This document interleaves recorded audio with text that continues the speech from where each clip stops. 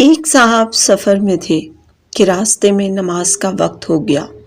ایک آبادی میں داخل ہوئے اور نماز کے لیے مسجد کا پتہ کیا تو قریب ہی مسجد مل گئی۔ جب نماز کے لیے مسجد میں جانے لگے تو خیال آیا کہ اپنی سواری یعنی گھوڑا کس کے حوالے کروں، کہیں ایسا نہ ہو کہ میری غیر موجودگی میں کوئی میری سواری اور اس پر لگی بیش قیمت زین جو کہ گھوڑے کی کمر پر باندھتے ہیں چوری کر لے۔ ابھی وہ اسی شش و پنج میں تھے کہ ان کی نظر ایک نوجوان پر پڑی جو ان کی ہی طرف دیکھ رہا تھا۔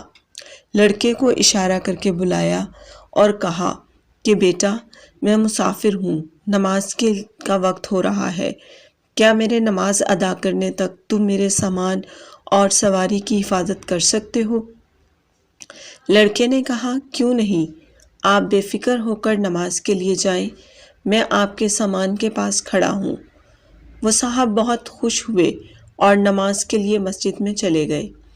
جب نماز پڑھ کر باہر آئے تو یہ دیکھ کر حیران رہ گئے کہ نہ صرف وہ لڑکا غائب تھا بلکہ گھوڑے کی زین بھی غائب تھی۔ خیر، صبر کر کے بازار کا رخ کیا کہ نئی زین خرید لوں۔ ایک دکان پر رکے تو دیکھا کہ ان کی وہی زین اس دکاندار کی دکان میں لٹکی ہوئی ہے۔ انہوں نے دکاندار سے کہا، یہ زین تمہارے پاس کہاں سے آئی؟ اس نے جواب دیا، ابھی ایک لڑکا 2 درہم میں بیچ کر گیا ہے۔ ان صاحب نے اپنا ماتھا پیٹ لیا اور بولے، ارے اللہ کے بندے، تھوڑا صبر کر لیتا تو یہ 2 درہم حرام نہ ہوتے۔ دکاندار نے پوچھا تو بتایا کہ میں نے نماز میں ہی سوچ لیا تھا کہ نماز پڑھ کر اس لڑکے کو 2 درہم دوں گا، مگر افسوس، جلد بازی کی وجہ سے اس نے اپنی کمائی حرام کر لی۔ اگر صبر کر لیتا تو یہی 2 درہم اسے ملتے، مگر جائز طریقے سے ملتے۔